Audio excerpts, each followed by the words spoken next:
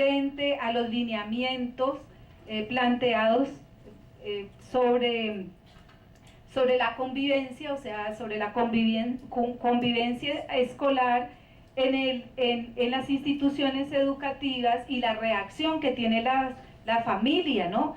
En uno ocupar el espacio público para plantearse frente a esta propuesta, tiene que ver con que hay un conflicto de intereses. O sea, proponer ciertas actividades y proponer ciertos recursos que actualizan, que de alguna manera están actualizando formas de pensar, formas de actuar, formas de construir la vida cotidiana, sin tener en cuenta a quiénes que vamos a convocar con estas novedades, qué tan preparados están quienes vamos a convocar con estas novedades para la implementación de las mismas, para la comprensión de las novedades, para asumir la responsabilidad, ¿no?, de poner en práctica unos compromisos que se han asumido a nivel de gobierno nacional, y lo mirábamos allí en materia de leyes, ¿no?, de firma, de emisión de leyes nacionales y de firma de convenios internacionales y de firma de acuerdos internacionales para garantizar la equidad de género, para garantizar el respeto a la diversidad de género. Pero ¿cómo esto, cuando va y se le presenta a ciertas instancias, a ciertos grupos, a ciertos agentes, esos agentes también tienen sus propios intereses allí? Esos agentes también comprenden el problema desde su propio punto de vista y por supuesto reaccionan desde su propio punto de vista. Digamos que esas dos características centrales de la subjetividad como un fenómeno complejo y contextualizado, como un fenómeno contextualizado y situado, nos llevan y digamos que nos obligan a mirar ciertas características de la subjetividad diversa de género como un problema complejo, ¿no? O sea, la complejidad del fenómeno exige que lo revisemos como una acción de conocer, como un fenómeno que es multidimensional, como un fenómeno que es vinculante y de interacción, como un fenómeno que es dinámico en sus interacciones y organizaciones, y como un fenómeno que se encuentra en constante transformación. La acción de conocer se refiere con la experiencia de significar el género como diverso, como un acto de producción de conocimiento. O sea, digamos que desde este punto de vista, el acto, el proceso de subjetivarse como un sujeto de género es un proceso de construir conocimiento sobre el ser de género y producir conocimiento en esa acción de significar mi experiencia en un mundo que es generizado, ¿no? Y saber de qué manera este mundo que es generizado me da la oportunidad de construir conocimiento sobre mí mismo, ¿no? Y no siempre tiene que ser un mundo que es generizado, que se me pone así como si yo fuera una tabula rasa y se me implante, y entonces que digamos que es un poco como el miedo cuando vienen los lineamientos de propuestas, que nos parece que no son propuestas sino imposiciones. O sea que si hasta hoy en nuestra experiencia de mundo y los conocimientos que hemos construido sobre nuestro ser de género estaban, digamos, llenos de unos contenidos de tal tipo, nos parece que los lineamientos, cuando vienen con otros contenidos, van a hacer que nosotros tengamos que rechazar los contenidos que tenemos ahora y no sean una invitación a construir nuevo conocimiento, a actualizar conocimiento, a abrir nuevos puntos de vista acerca de los fenómenos. Eso implicaría que una propuesta de inclusión de las subjetividades diversas de género en el espacio educativo tendría que rescatar el carácter voluntarista, o sea, como un acto de voluntad de un sujeto en la construcción de las subjetividades de género. O sea, poder volver a rescatar esa capacidad que tiene el sujeto de decidir. Pero es que para uno decidir tiene que conocer uno sobre qué va a tomar decisiones si no hay un conocimiento previo o unas posibilidades de tener conocimientos actualizados. O sea, sobre qué vamos a decidir. Entonces, la importancia de reconocer que lo que somos de género es producto de una actividad de conocer que nosotros hemos vivenciado, ¿no? Pero que eso que somos de género no es algo que está cerrado, que nuestra posibilidad de conocer no está cerrada, que somos sujetos abiertos a la construcción y ampliar nuestros panoramas de conocimiento, que no debemos tener miedo de arriesgarnos en ampliar nuestro panorama de conocimientos. A lo mejor ampliando nuestro panorama de conocimientos, leyendo algunas cosas, escuchando sobre algunas cosas, decimos, no, pues sí, ya sé sobre eso, pero yo sigo con lo mío, yo sigo con mi idea. Bueno, ese es tu proceso, ¿cierto? Pero al menos te has dado la oportunidad y la apertura de reconocer, y ese que es tu proceso, ese de decir en muchas ocasiones que la gente dice, eso es malo, mejor malo conocido que bueno por conocer, ¿no? Eso también es tu decisión, eso es un acto de voluntad, y es también tu responsabilidad. O sea, no asumir como lo que somos de género somos porque hay una cultura que se nos impone, porque hay una sociedad que nos impone, porque hay una política que nos impone, sino es que claro que hay un mundo político, hay un mundo social, hay un mundo cultural, pero si rescatamos al sujeto voluntarista, hay un sujeto también que lee eso y que toma decisiones frente a eso. Por supuesto que Hannah Arendt diría, bueno, pero revisemos las posibilidades de esa libertad, ¿no? También lo diría de pronto Erich Fromm y diría, bueno, pero hay más miedo a la libertad que chances de libertad. Pero bueno, por lo menos hay que rescatar que somos sujetos de voluntad, ¿no? Y dejar de tener miedo de que ahorita se nos impuso y no tenemos más chance. Entonces el reto sería conocer y reconocer la diversidad de género más allá del dualismo masculino-femenino. O sea, conocerlo y reconocerlo no implica que nos tengamos que volver de otra forma. Pero por lo menos podemos decir, yo estoy aquí parado. O sea, cuando yo le pregunto a mis alumnos en la primera clase de psicología y género y le digo, ¿usted cuándo se dio cuenta que era un sujeto de género? Cuénteme el primer evento que le hizo caer en cuenta que usted era un sujeto de género, ¿no? Que un sujeto generizado. Y creo que de eso se trata, o sea, que poder decir yo soy esto como sujeto generizado, yo me reconozco como esto de sujeto generizado, no nos tiene por qué obligar a ser ciegos a que otros sean otros en las posibilidades de construcción de como sujeto de género, ¿no? Al contrario, debería darnos cada vez más argumentos de por qué somos como somos, ¿no? Y por qué estamos tan seguros de que somos lo que somos. Así nos toque, si no es que a mí yo no tuve más opciones o ni se me ocurrió pensar en otra opción, ¿de a dónde, no? O si uno comenzaba a pensar en otra opción, pues perdía a los amigos o no sé, o hasta los familiares si se descuidaba. El reto de explorar la diversidad de género sin el miedo a la renuncia de lo masculino y lo femenino, y el reto de construir conocimiento sobre lo diverso desde una posición crítica, ¿no? O sea, la posición crítica es esa posición que me permite tener distancia, y la posición crítica es una posición muy saludable, es una posición que no me obliga a una sola opción, o al hecho de que tiene que existir una sola opción para que esa opción sea realmente válida y tenga, digamos, si tenga una característica.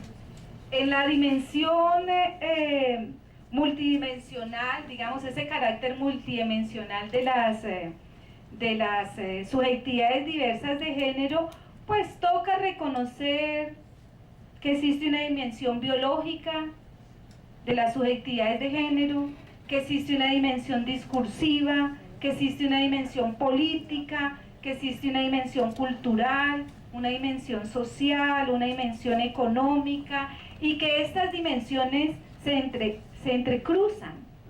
O sea, yo puedo pensar que mi subjetividad de género me coloca en el espacio de los sujetos de género femenino, pero es que todos los sujetos de género femenino y todas las subjetividades de género femenino han vivido las mismas experiencias que yo he vivido. Es que es la misma experiencia que tiene un sujeto femenino que está transversalizado políticamente por la exclusión a un sujeto femenino que vive en una maravilla de democracia como la nuestra, una democracia participativa, ¿no? Donde tiene supuestamente una voz y un acto y una presencia y un significado de eso en el devenir de lo social y de lo político.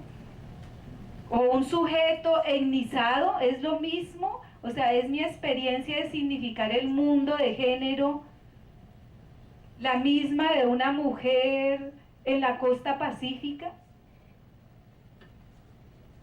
o de una mujer que no ha podido tener la oportunidad de ingresar a la universidad. Puedo universalizar mi experiencia de subjetivación como agente de género y yo como académica al de estas mujeres, o es necesario que reconozca que hay diversidad allí también, que las experiencias de subjetivación de género están atravesadas por muchos factores, ¿no? Y que estos factores nos hacen también construirnos como unos sujetos diferenciales.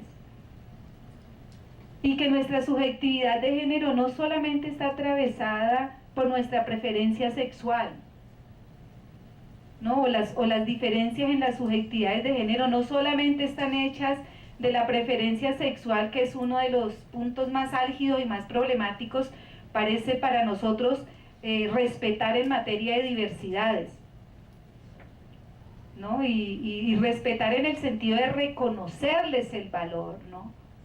De reconocerles el derecho a ser humanos, ¿no? Por una experiencia de un tipo erótico, digamos. Pero ahí es donde el problema se nos pone más difícil. Los retos, digamos, en una perspectiva multidimensional de ese fenómeno de subjetividades diversas de género sería ampliar el foco de la perspectiva sobre el fenómeno a uno que posibilite la multidimensionalidad. No, que nos saque de la bidimensionalidad de las subjetividades de género a un foco multidimensional, ¿no? Que nos permita ver y hacer apuestas así. Yo estuve muchos años en Berlín viviendo. Todas las ofertas que venían para las mujeres extranjeras eran de aprender a cocinar, aprender a nadar, aprender a comprar, aprender a casi que a contar, ¿no? Nosotros las mujeres académicas extranjeras nos peleábamos con eso. O sea, habían unas instituciones, por como decir el SENA, y todos los cursos para mujeres extranjeras eran ir a nadar. Entonces, a nadar ya sabemos, nosotros acá vinimos a Alemania a nadar, pues a que nos enseñen a nadar, ¿no? Nosotros queremos cursos especializados, por ejemplo en este tiempo que estaban saliendo apenas al auge las computadoras de computación. Nosotros queremos cursos, pues ya que van a ser cursos del tipo de los SENAs, pues cursos especializados en técnica, pero a nosotros que nos tienen que enseñar a cocinar comida alemana, si no nos dan ganas de comer comida alemana, ¿no? Y ahora encima nos van a obligar a que tenemos que cocinar pues en la casa, en la olla que nosotros compramos, y esto es una ceguera frente a la diversidad de las mujeres, ¿ya? Además nos ofrecían a todas lo mismo. Nos ofrecían a mujeres latinoamericanas y a mujeres africanas y a mujeres del mundo árabe que no podían ponerse vestido de baño en público. Y esa era la oferta, entonces la tomas o la dejas, ¿no? Y en esto se gastaba el dinero del gobierno, el dinero de inclusión, social, con una perspectiva de diversidades de género. Y uno decía, bueno, pero ¿cuál es lo diverso que están aquí contemplando, no? ¿Cuáles son las mujeres que, o sea, nosotros cómo es que nos construyen en ese discurso? Entonces es muy importante cuando trabajamos en eso, ampliar esas dimensiones para poder leer a quién es que le estamos hablando, para quién es que estamos haciendo las propuestas.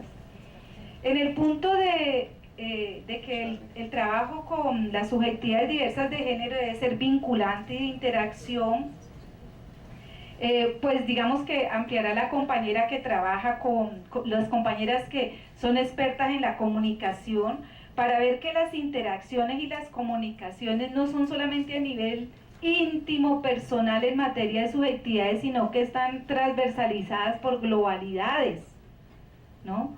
Que el ser mujer hoy tiene unas demandas de comunicación global que lo ponen a uno pues en ciertos espacios, ¿no? Que los medios de comunicación dan una línea bastante extensa y amplia, más allá del medio íntimo de la familia. Por eso cuando vamos a ver ahora con las relaciones de la familia, cuando vemos ese brinco de la familia, así como, ay, Dios mío, nos van a pervertir los niños, uno dice, oiga, pero los medios no. No, pues oiga, pero es que lo que los niños les pueden explicar con esos lineamientos, usted viera cómo los explican y bien explicaditos, pues algunos videos de YouTube, ¿yo? O sea, esos no solamente enseñan a hacer barquitos y cosas así, ¿no? Eso enseñan de todo, pues, y explican de todo, y la gente comparte las experiencias de todo tipo, afortunadamente también, o sea, mirar ese fenómeno a un nivel mucho más global. Poder reconocer que hay unas discursivas en constantes movimientos y cambios. Tenemos una tendencia a fijarnos en unos discursos, y a pesar de que pues a nuestros ojos se están presentando los otros discursos, a pesar, por ejemplo, aquí tenemos un problema con el marco legal colombiano, porque andamos firmando cuanta convención y cuanto tratado de respeto a la diversidad hay, pero después tenemos un susto ni el tremendo de que Colombia se nos convierta en una Colombia diversa, sobre todo en materia, bueno, en ciertos temas, digamos en materia de diversidades de género, hay mucha preocupación de Colombia diversa, y creo que por mucho tiempo hubo también mucha preocupación de una Colombia, de reconocer una Colombia diversa y reconocer una equidad en el concepto de humanidad de las etnias, por ejemplo, o de los grupos culturales. Cada vez nos parece como más fácil, pero aquí en el auditorio vemos unos de unas generaciones en las cuales los grupos estaban bien excluidos por etnia y por pertenencia cultural y por clase, y esto se sigue allí de todas maneras como manteniendo. Entonces son unos retos muy fuertes, ampliar esa perspectiva, a reconocerlo. Bueno, voy a darle la palabra a las compañeras de comunicación, que creo que podrán un poco mostrarles a ustedes de nuevo también los significados que tienen lo que ellas denominan los medios de comunicación o las herramientas de comunicación en este reto de construir y de incluir las subjetividades diversas de género en el sistema educativo.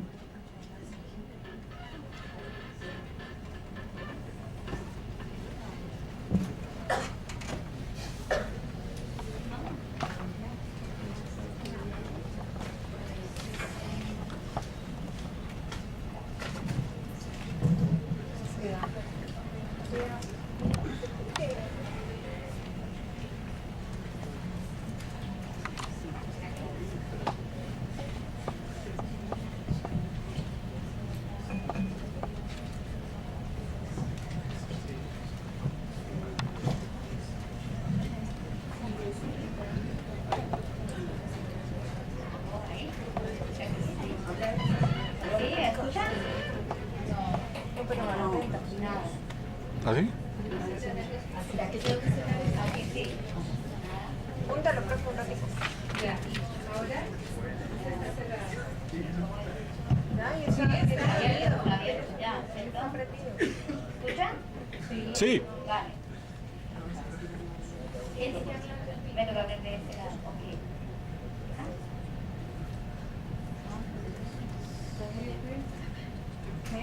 no, ahí puede hablar. Hable. Sí, hágale. Habla a ver. A ver. Uno, ¿sí? Sí, Vale. Bueno, daremos inicio a esta intervención con una campaña presentada en YouTube y otros medios audiovisuales relacionados con el actuar de género. Posteriormente, leeré una reflexión sobre los medios de comunicación como un contexto en el que el sistema escolar y en general los actores que intervienen en la educación deben adicionar a los retos que se enfrenta el sistema educativo hoy. Tras la lectura se presentará un video corto que aborda de manera sintética cómo se manifiesta el género en los medios de comunicación, caso videojuegos, que permiten reforzar identidades de género como subvertirlas, lo que dará paso a la intervención de mi compañera Gladys Martínez, quien profundizará en el tema. Entonces, si me colaboran un poquito con eso.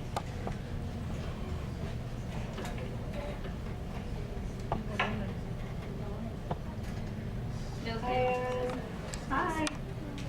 Okay, so I'm going to just give you some actions to do and just do the first thing that comes to mind. Show me what it looks like to run like a girl.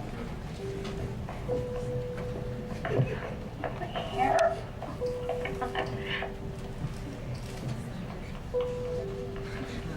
Show me what it looks like to fight like a girl. Now throw like a girl. Aww. My name is Dakota, and I'm 10 years old. Show me what it looks like to run like a girl. Throw like a girl. Fight like a girl. What does it mean to you when I say run like a girl? It means run as fast as you can. So do you think you just insulted your sister? No. I mean, yeah, insulted girls, but not my sister. Is like a girl a good thing? Actually, I don't know if it's a bad thing or a good thing. Sounds like a bad thing. Feels like you're trying to humiliate someone.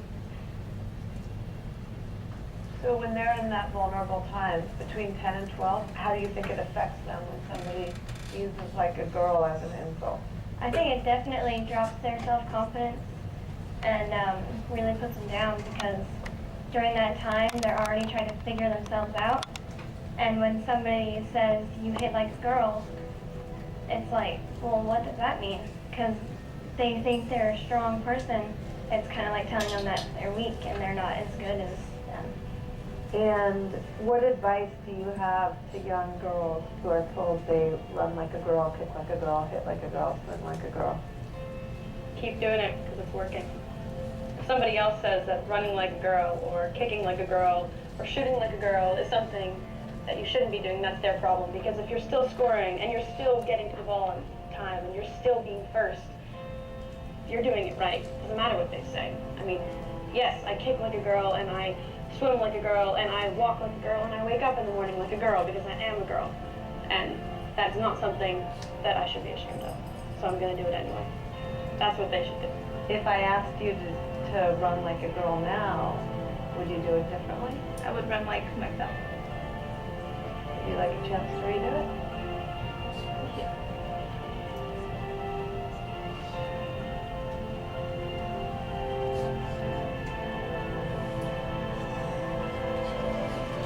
Why can't run like a girl also mean win the race?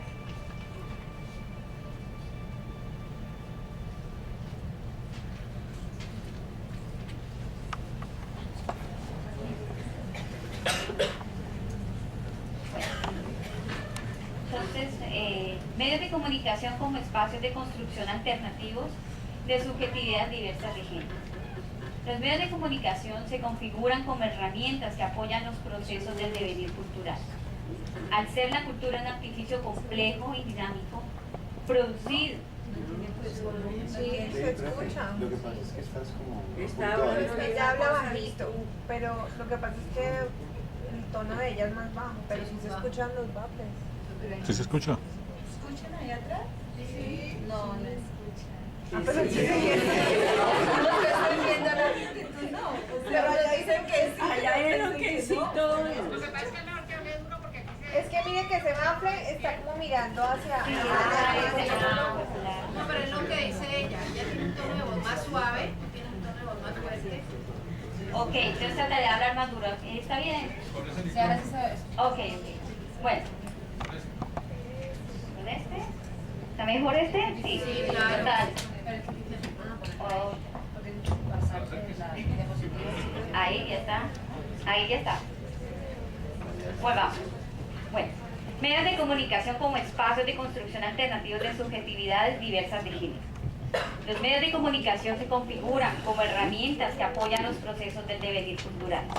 Al ser la cultura un artificio complejo y dinámico, producido en contexto situado por subjetividades nómadas, permite comprenderla como un fenómeno inacabado que puede ser intervenido. Sin embargo, los valores culturales como los del género se afianzan en representaciones sociales que cotidianamente se enuncian y se reelaboran en los medios de comunicación, que por lo general tienden a normalizar las subjetividades que interactúan con ellos. La normalización del género va de la mano de la exclusión, la desigualdad y la descripción del mundo desde una mirada patriarcal, universalista y hegemónica, razón por la que emergen voces de protesta desde análisis de frontera. Estas voces outsider o subversivas buscan señalar caminos alternativos de hacer cultura desde la diversidad y la multiplicidad. Caminos que, si logran ser representados socialmente desde los medios de comunicación, permitirán hacer cambios culturales que contribuyan a la sustentabilidad social y la viabilidad como especie. Para el caso concreto del sector educativo, los retos de hacer los acompañamientos de los escolares en el aula y por fuera de ella implican que, en primer lugar, quienes cumplen el rol de educadores y custodios asuman una postura reflexiva ante los flujos de información en el que los discursos de género, manifiestos en representaciones sociales de identidades de género, sexualidades, roles, estereotipos, deseos, estéticas, cuerpos, valores, entre otros, se presentan de forma transversal.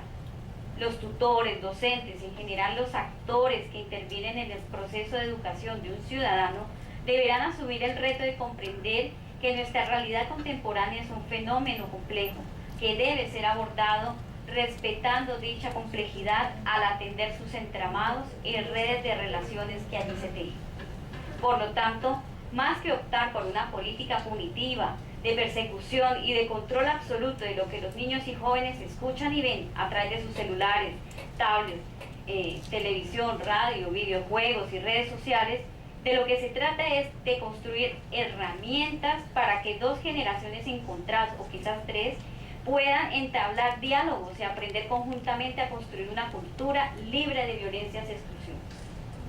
Cuando hablamos aquí de medios de comunicación, nos referimos a una serie de instrumentos culturales que permiten la socialización y relación entre las subjetividades que conforman los diversos grupos humanos. A través de esta serie de instrumentos conocidos como medios de comunicación, se han producido una serie de redes o sociedades red, como las ha nombrado Manuel Castells, que conectan instituciones, naciones, personas, movimientos sociales y civiles, las cuales en conjunto construyen cultura. De allí que se afirme que los medios de comunicación se configuran como herramientas que apoyan los procesos del devenir cultural. Si aceptamos como supuesto que los medios de comunicación son instrumentos de construcción cultural y que por lo tanto la cultura es un proceso inacabado que puede ser intervenido, entonces estos medios deben ser un foco de atención social, las cuales deben responder no solo de informar, entretener y socializar, sino ante todo ser espacios de reflexión y educación. Sin embargo, pareciera que el único centro responsable de educar ciudadanos se redujera al aula de clase. desconociendo con ello otros espacios con los que los jóvenes y niños día a día se relacionen y construyen conocimientos. Conocimientos con los que en su mayoría no están contemplados en los currículos escolares, ni son en muchos casos tutoriados por los acudientes y familiares. Ante este panorama, vale preguntarse cuál es el papel de los medios de comunicación en la educación y específicamente en la educación en el respeto de la diversidad. En principio, es importante mencionar que los medios de comunicación, especialmente los medios masivos, que van desde los tradicionales, radio, prensa y televisión, hasta los que han emergido por el boom informático, como son los emails, páginas web, chats, foros, comunidades virtuales, videojuegos, redes sociales y aplicaciones para smartphones, son un reflejo de la sociedad contemporánea como sistema complejo. Estos medios cumplen entonces con las características propias de ese tipo de sistemas. Son dinámicos, paradojales, adaptativos, diversos, emergentes, interdependientes y conectados. En una palabra, cambiantes.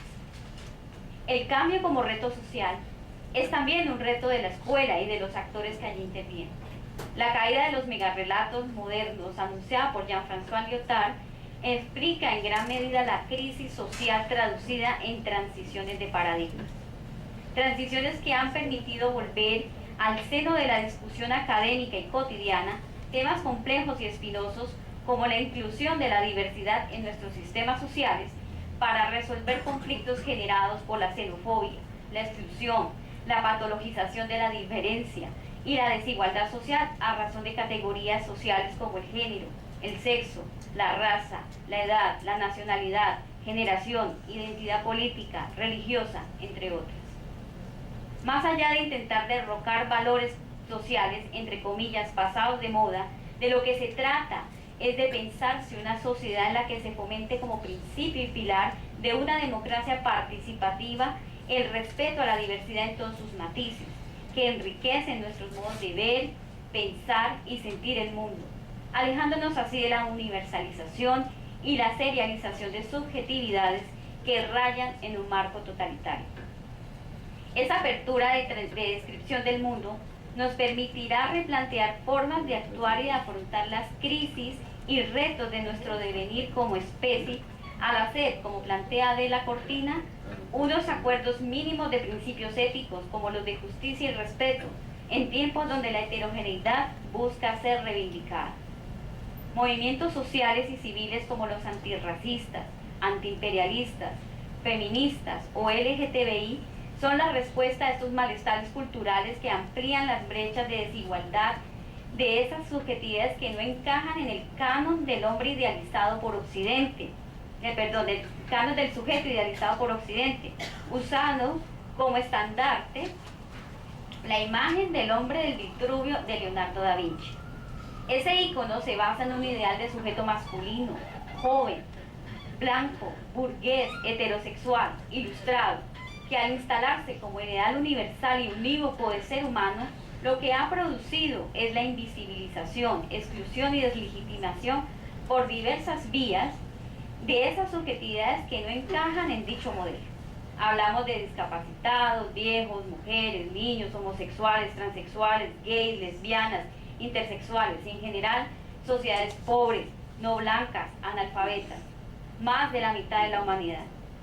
Es importante detenerse en comprender a los medios de comunicación como un sistema complejo que puede ser leído como indicadores de tendencias culturales. De allí que académicos, docentes, instituciones, estudiantes y otros actores que intervengan en el proceso educativo centren sus discusiones en la comprensión de lo que allí se presenta entre líneas. Para comprender y contextualizar los medios de comunicación contemporáneos es necesario relacionarlos con el proceso de globalización, término que según Robert William Connell se popularizó en los años 80 y que describía un mundo imaginario de grandes metrópolis interconectadas sin barreras para sus transacciones comerciales y políticas, en la que la competencia era, entre comillas, entre los iguales. Los medios de comunicación han funcionado desde entonces como difusores de ese imaginario de ciudadanos del mundo que viajan a donde quieran, compran lo que quieran y virtualmente hacen lo que se les apetezca. Sin embargo, estas aparentes subjetividades globalizadas se construyen y se representan a partir de valores y prácticas culturales hegemonizadas, unificadas, serializadas, que de acuerdo con Nancy Fraser se desplazan de un supuesto multiculturalismo que ocultan el racismo, el sexismo, el clasismo, edadismo y otras formas de exclusión que gestan desigualdades sociales. Sin embargo, de forma ambivalente, ese multiculturalismo globalizado también ha permitido evidenciar y transformar valores sociales, valores culturales. Esto porque el consumidor es un pilar fundamental de la evolución de los mercados. De allí que la apuesta y también el reto contemporáneo sea el de educar para construir subjetividades conscientes de lo que consumen, que exijan no solo calidad, sino sustentabilidad, economía justa y respeto al otro. Así, en la medida en que la gente es más consciente de las opresiones de lo que lo subjetivan, como el caso de la norma de género, siguiendo la recomendación de Judith Butler, es posible hacer transformaciones de esa norma coercitiva que normaliza cuerpos basada en un dato biológico como el de, entre comillas, sexo. Pero, ¿qué sucede con los medios de comunicación legalizados en las escuelas? Es decir, con las cartillas de aprender a leer como Nacho lee, Mi cartilla Charlie, El nuevo silabario, o los libros de matemáticas, de ciencias, de artes, de literatura. Porque cuando hablamos de género no nos estamos refiriendo exclusivamente al sexo, a que si es hombre o mujer, macho o hembra. Nos referimos también a esas identidades asignadas socialmente a una subjetividad, al que se le atribuyen determinadas características, roles, estereotipos, estéticas, valores y demás que van más allá de la orientación sexual. Este es otro reto al que se enfrentan las escuelas y los demás actores que intervienen en la educación. La posibilidad de democratizar y representar la sociedad en su diversidad, en sus propios materiales didácticos y textos académicos. Y la inclusión en la perspectiva de género en la educación se liga a este reto, pues el género, nos dice Connell, juega un papel fundamental en configurar la estructura social, ahora mundializada, en tanto construye estructuras de relaciones sociales a partir de cuerpos sexualizados. En otras palabras, al ser los sujetos seres sexuados y sexualizados, construidos, identificados, pensados, clasificados y definidos por la categoría social del género, hace necesario y pertinente que las instituciones educativas y todos los actores que la rodean contemplen incluir en todas las áreas del estudio la perspectiva de género y no solo limitarla a clases de educación sexual. Para el caso de las universidades, como instituciones educativas, no es suficiente con impartir cátedras de género, instalar charlas sobre salud sexual y reproductiva y abrir espacios para la participación de subjetividades que históricamente han sido excluidas y deslegitimadas. También se trata de desmitificar la producción académica como una labor masculina, al visibilizar, por ejemplo, las mujeres que han hecho historia con sus patentes, teorías, estudios, producciones literarias y artísticas. Asimismo, las universidades se enfrentan al reto de crear estrategias comunicativas internas con el fin de sensibilizar en estos temas a su personal docente y administrativo. Entonces, daré paso a un video titulado Feminismo en los videojuegos, parte 4, géneros e identidades. Un video corto, muy aclaratorio, pues considero que es un material audiovisual que sintetiza algunos puntos de la reflexión presentada, además de ayudar a aclarar el concepto de género y su manifestación en medios de comunicación, en este caso concreto como los videojuegos. Espacios mediáticos que se han convertido en medios masivos que, aunque han ampliado sus públicos objetivos, siguen teniendo preferencia por la franja juvenil. Este video presenta cómo en ese mismo medio de comunicación emergen tanto refuerzos de representaciones de género binarias y hegemónicas, como también formas alternativas de subjetividad de género, tema que retomará mi compañera Greg.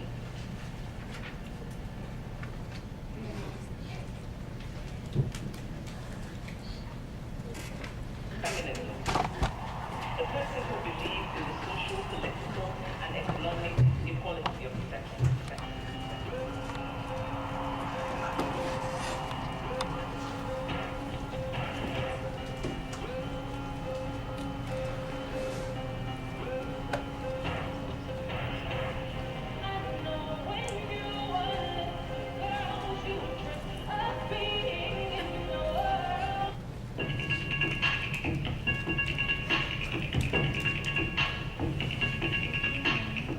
Cuando hablamos de género en los videojuegos, casi nunca hablamos realmente de género en los videojuegos.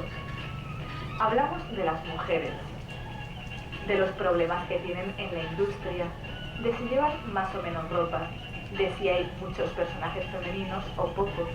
Hablamos de Lara Croft, hablamos de Link como personaje femenino, de la comandante Shepard, de sus armaduras, del tamaño de sus tetas. No hablamos de género. El género no es el sexo. El género es una cuestión de identidad. Es algo construido por la sociedad que no siempre coincide con el sexo biológico. Pero, insisto, tú gusta ver que son todos ellos. Sale alguien al parque y levanta las faldas a los dinosaurios. Asignamos el género a las personas por marcadores que la sociedad les asocia. Por eso identificamos a una mujer por su falda, su pelo largo, su maquillaje o su falta de vello corporal. Y por eso asignamos género incluso a objetos inanimados. Reconocemos sin ningún problema a este volcán como hombre y a este como mujer, porque tienen unas características consideradas masculinas o femeninas. Y estas características no son solo físicas. También entendemos que hay una forma de ser masculina o femenina. Estas características no son ni buenas ni malas en sí mismas. El problema es que toda nuestra cultura nos indica que solo hay una forma de ser mujer o de ser hombre, y los videojuegos forman parte de esta cultura y la refuerzan. Por eso se ha hablado tanto de cómo muchos videojuegos representan a las mujeres como seres indefensos, damiselas en peligro, seres sexualizados o premios. Estos estereotipos son dañinos, pero no son los únicos. Los videojuegos también presentan una forma de ser hombre monolítica y estereotipada. La gran mayoría de juegos AAA tienen un protagonista muy parecido. Es un hombre blanco, heterosexual, que no quede ninguna duda de que es heterosexual, de mediana edad, con aspecto rudo y ligeramente descuidado. Este hombre no expresa sus sentimientos aunque hayan matado a su familia, porque siempre matan a alguien de su familia. No duda en resolver las cosas con violencia y su respuesta a cualquier situación es un comentario sarcástico. Esta definición de masculinidad deja fuera a cualquiera que no sea blanco, que no sea heterosexual o a cualquiera que tenga sentimientos. Refuerza una visión del hombre que premia características consideradas masculinas como la fuerza, el valor, la temeridad y la promiscuidad, y menosprecia características consideradas femeninas como la vulnerabilidad. Muchas veces se confunden las reivindicaciones feministas con una petición de acceder a estas características masculinas que la sociedad